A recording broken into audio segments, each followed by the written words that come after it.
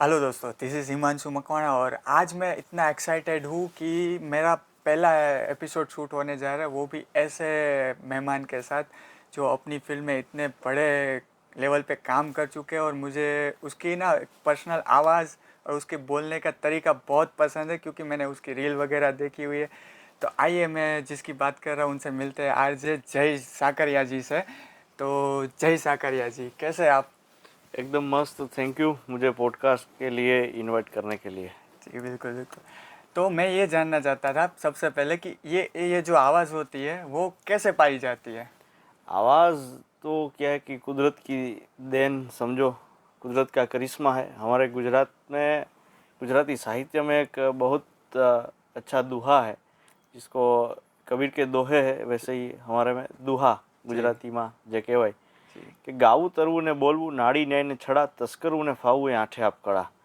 मतलब ये जो 8 वस्तुएं जो बताई गई है वो कुदरत देता है, जी कुदरत देते हैं और हमें उसका अच्छी तरह से इस्तेमाल करना है, थोड़ा सा सीखना है। तो बिल्कुल आती है ये आवाज़ तो कुदरत ही देते हैं, बिल्कुल वैसे तो बिल्कुल। हमारी कोई ये भगवान ने फैक्ट्री नहीं आपकी आवाज़ बहुत अच्छी है। दी है ऑलरेडी। और कैसा है कि अभी मैं रिसेंटली किसी इसमें गया था, क्या बोलते हैं, एक इवेंट में गया था। तो मैं एक आरजे से वहाँ पर एक सवाल था, उनका सवाल था। तो मेरा उस वक्त का आंसर था कि उसका सवाल ये था कि आरजे किसको कहते हैं। तो मेरा उस वक्त आंसर ये था, मैंने हालांकि बोला नहीं था उनको, कि जिसका अच्छा इतना भारी आवाज़ हो जिसका, वो आरजे होता है। वैसे मेरे पॉइंट ऑफ व्यू से तो मैं आपसे ये जानना चाहता, आरजे कहते किसे है? आरजे का मतलब है रेडियो जॉकी, जी जॉकी का मतलब है चलाना। जी तो ये वर्ड आया है जो हॉर्स जॉकीज, जी जो घोड़े चलाते हैं रेस कोर्स में, रेस बड़ी बड़ी करते हैं, जी तो वो जॉकी। जी रेडियो जॉकी मतलब रेडियो चलाने वाला, डिस्क जॉकी मतलब डीजे, जी। तो वो अच्छा म्यूज़िक बजाता है। ओके। आरजे किसको कहते हैं, जी। इसकी कोई डेफिनेशन नहीं है वैसे, ओके। लेकिन जो आपको स्किल है, ये हर एक पॉइंट ऐसा होता है कि आपको अलग नज़रिए से आप उसको देखें। जी सपोज़ के कोई एक बैल चला जा रहा है रोड पे, जी। तो सबको वो बैल दिखेगा, हम्म। लेकिन आपको उसकी सारी आसपास की चीज़ें कवर करनी है, देखना है कि मुझे ये नज़रिया कैसा लगता है। तो जहाँ लोग सोचते हैं उससे थोड़ा हटके सोचना है, और थोड़ा ह्यूमर वाला भी होना चाहिए। बिल्कुल। कभी कभार आप इमोशन टच भी दे सकते हैं, जी और जैसे कोई भी सिचुएशन हो उसके हिसाब से आप उसको कवर कर सकते हैं। तो आरजे की इस तरह से कोई डेफिनेशन नहीं होती, लेकिन एक कनेक्शन बिठाना मेन होता है। परिस्थितियाँ कोई भी हो, किसी भी देश में बनी हो, पूरे विश्व में कहीं पे भी बनी हो, लोकल टच आप उसको कैसे देते हैं, बिल्कुल तो ये एक आरजे की डेफिनेशन मेरे हिसाब से हुई। बिल्कुल। वैसे तो ये जो तरीका बोलने का है जो इतना प्यारा लगता है हर किसी को, जैसे आप कुछ भी बोल लें सबको इतना पसंद है। वैसे तो ये तो ऊपर वाले का ये टैलेंट ही एक गिफ्ट है।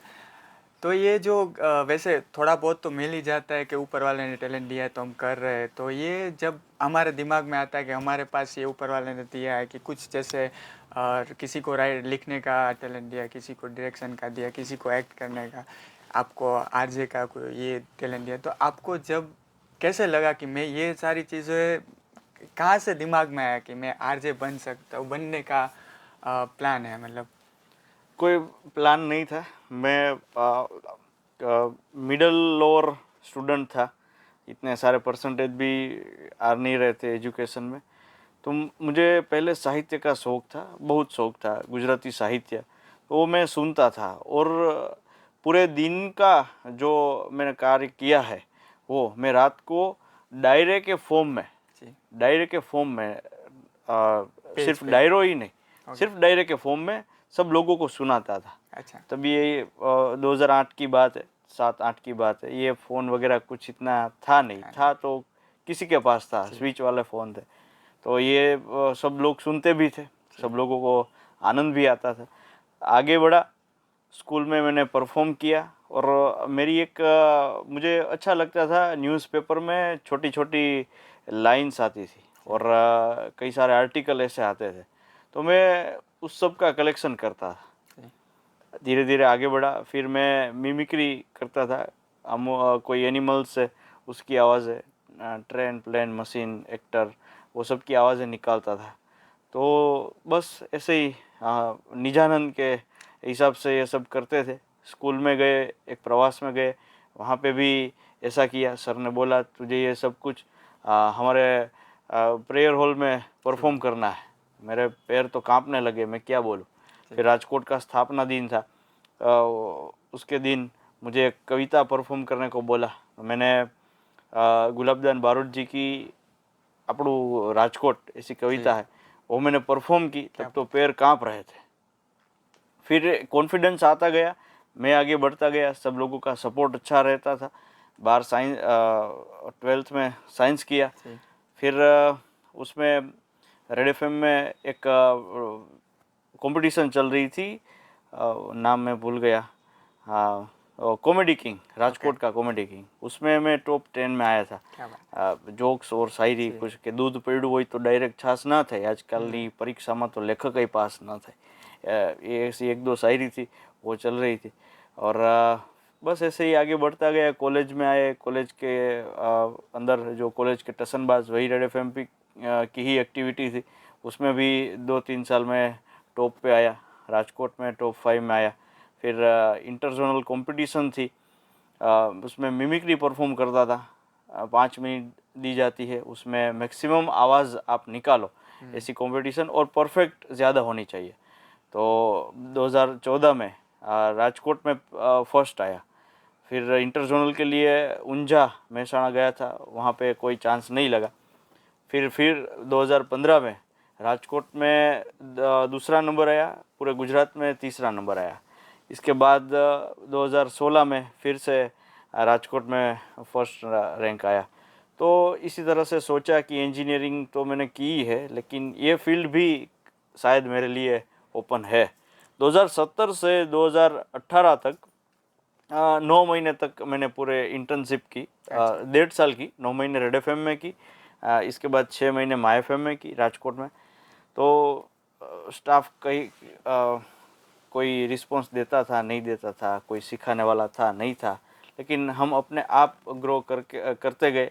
किसी का सपोर्ट मिला तो उसके हिसाब से फिर तय कर लिया कि आरजे तो बनना है। फिर सब लोगों का थोड़ा थोड़ा सपोर्ट था और ज़्यादा मेहनत थी, उसके हिसाब से आरजे बन गए। बिल्कुल। वैसे जर्नी तो काफ़ी आपकी पड़ी रही है। तो ये प्रोफेशनली के कौन से साल से आप कर रहे हैं, कितने साल, मतलब कितने साल से? 2018 से 20-8-2018 से मैंने आरजेइंग का शो स्टार्ट किया। 18 से मतलब 7-8 साल प्रोफेशनली हुए। ये जो प्रोफेशनली आप कर रहे हो, उससे पहले आप स्कूल कॉलेज, जैसे आपने अपनी जर्नी बताई, तो ये जब स्कूल कॉलेज से आपको जब आया दिमाग में कि मुझे ये करना है, तो उसके बीच का टाइम पीरियड कैसा होता है वो? तब आपके दिमाग में ऐसा क्या चल, जैसे तभी होता है ना, युद्ध चल रहा होता है हाँ दिमाग हाँ, में? नहीं, ऐसा कोई फिक्स था ही नहीं कि मैं आरजे बनूंगा। रेडियो का तब तो वक्त था।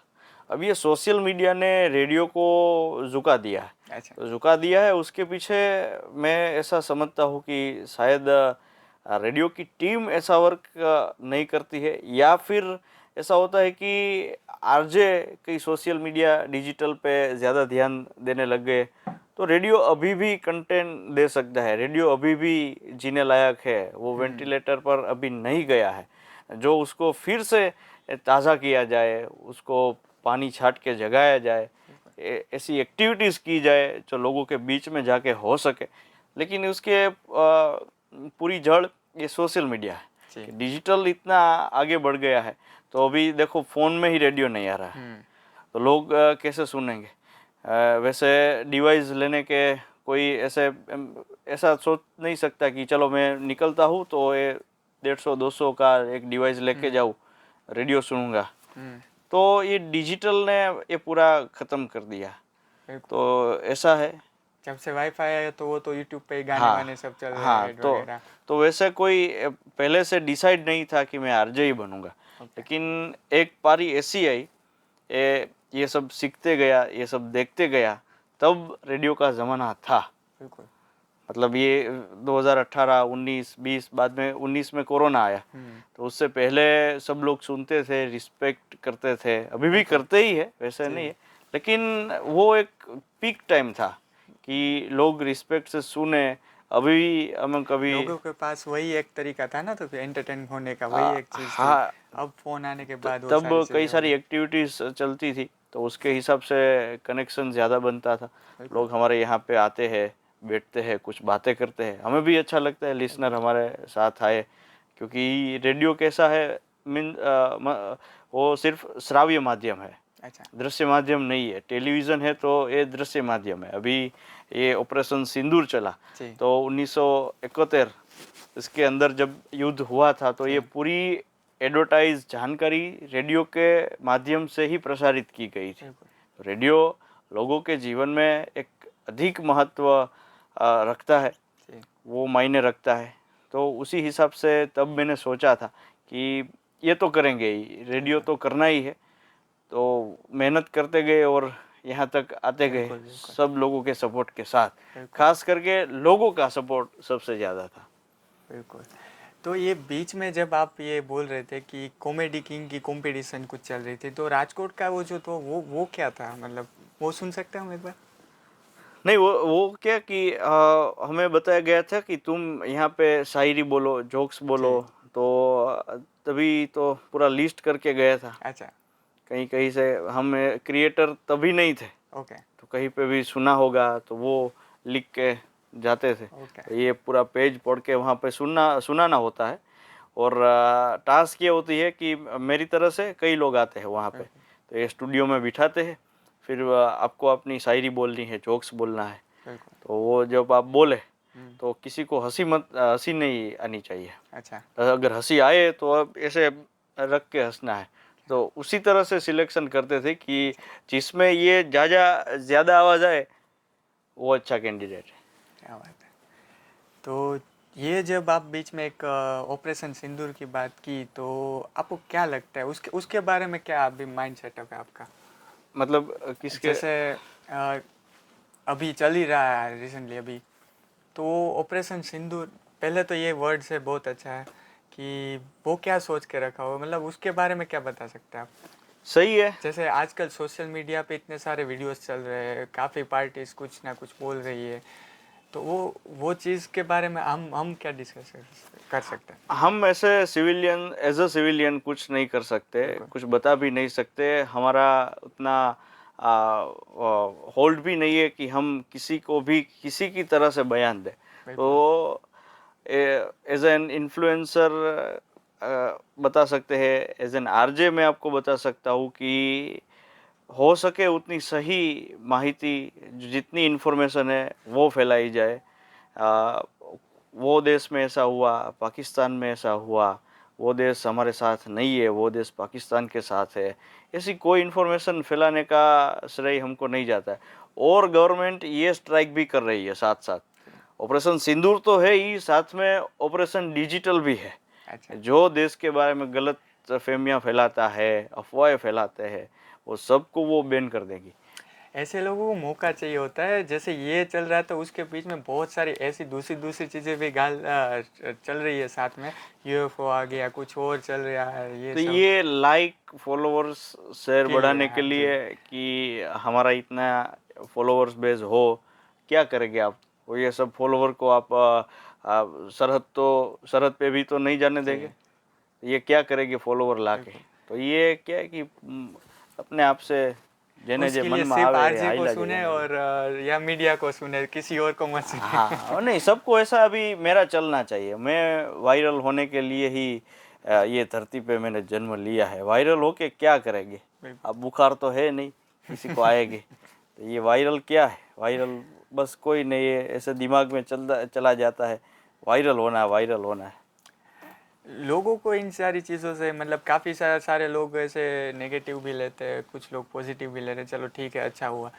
तो ये आपके हिसाब से लोगों को क्या सोचना चाहिए, मतलब इस चीज़ को कैसे लेना चाहिए कि जैसे ये हुआ है तो ये होना चाहिए था, ज़रूरी था, नहीं होना चाहिए ज़रूरी था? तो था ही। ये भारत ऐसे ही कोई टेढ़ी मेढ़ी चीज़ तो है नहीं। बिल्कुल भारत, हम जिस धरती पे हमने जन्म लिया है, बिल्कुल भारत देश की जो प्रणालिकाएँ है बिल्कुल वो एकदम से सभी यूज़ कर रहे हैं।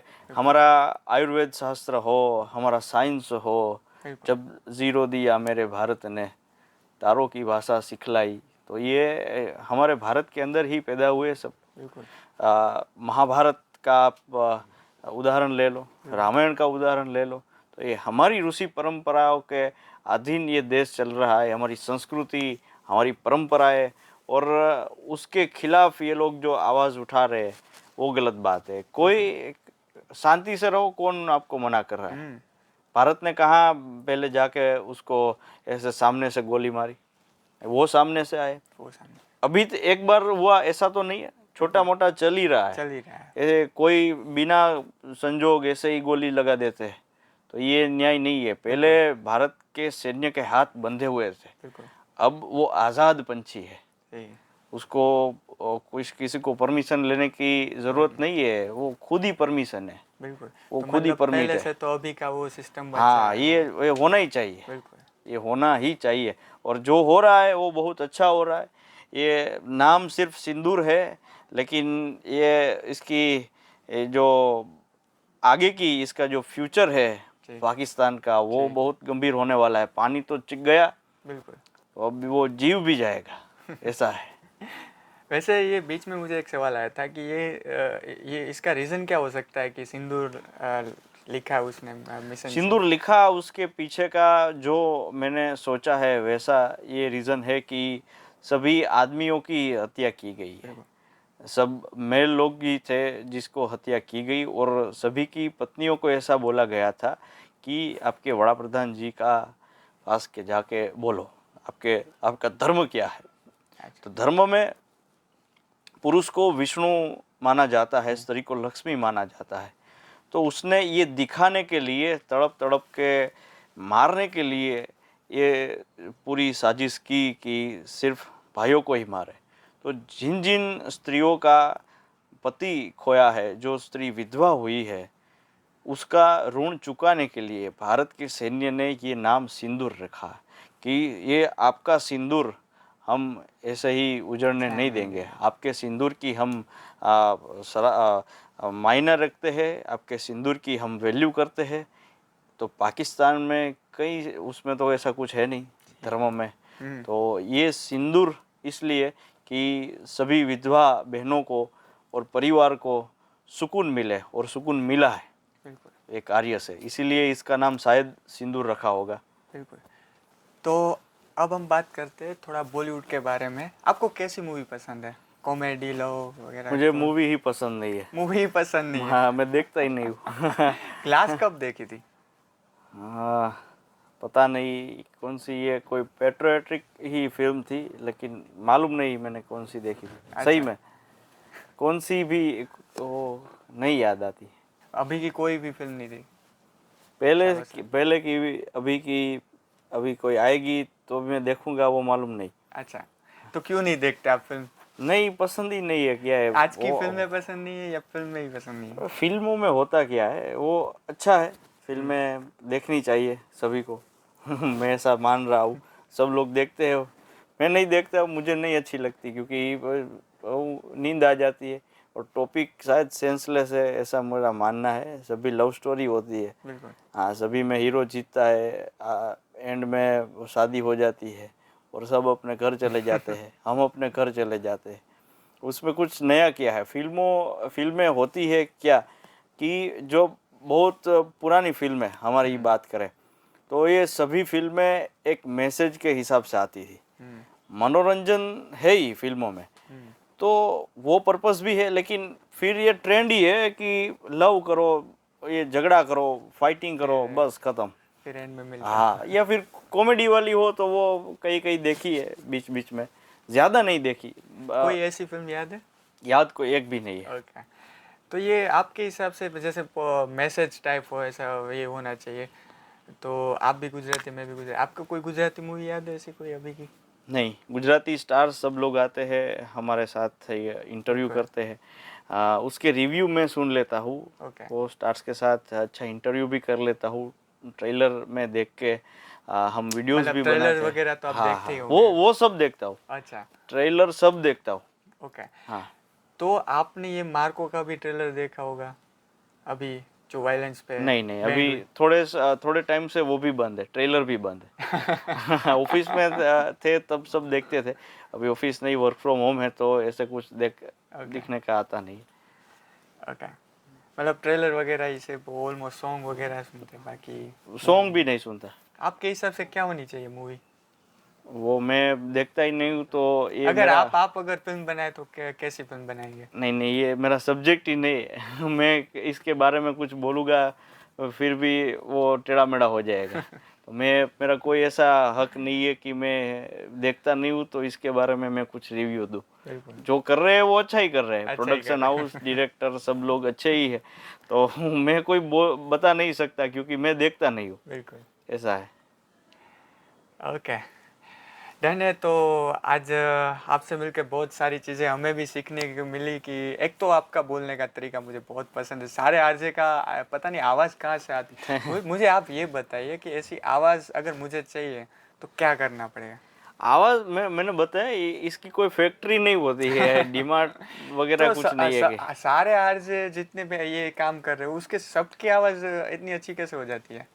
ये एक बोलने प्रैक्टिस का तरीका ही है। ड्रामा के अंदर जो आप प्रैक्टिस करो तो वो बड़ा चिल्लाने को बोलते हैं। वो हो जाता, बॉडी लैंग्वेज हाँ, वैसी हो जाती है। तो क्या है कि आपका बेस थोड़ा निकले, बिल्कुल आवाज़ में थोड़ा बेस आए, बाकी ऐसा कुछ है नहीं। ये सभी देखो आप, जैसी हमारी ये ऐसा ऐसा कुछ नहीं है ना, कोई खाने पीने की ना चीज़ ना, ऐसे वैसा ऐसा तो नहीं कुछ नहीं नहीं नहीं, है भाई जो ऑडियंस, ऐसा कुछ मत सोचना।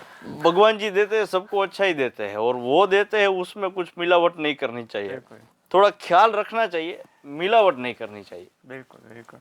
वैसे मैं ट्राई करूँगा, ऐसी कोई टिप दे दो मुझे कि ये मैं कर सकूँ बाकी। नेचुरल रहो बस, ये अच्छा एक टिप। आप जैसे हो वैसे नेचुरल रहो, जैसे हो वैसे दिखो, इसमें पूरी ट्रांसपेरेंसी होनी चाहिए, कोई फिल्टर नहीं लगाना चाहिए हाँ इसके मतलब पर्दा ये नहीं होना बिल्कुल। चाहिए, बस ऐसा है।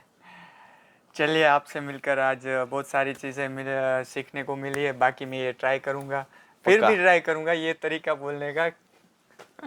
तो चलिए वापस से मिलेंगे हम। Thank you so much meet to me में बिल्कुल पॉडकास्ट के मुताबिक थोड़ी ये हमें वार्तालाप की है, बिल्कुल और मैं ऐसा मानता हूँ कि आपको, आप सभी को अच्छी लगे, बिल्कुल और ऐसा कुछ मेरी तरफ से बोला गया हो तो मैं पहले से ही माफ़ी मांगता हूँ। बिल्कुल। ये वीडियो आप पहले लगा देना, बाद में पूरा पॉडकास्ट चलाना।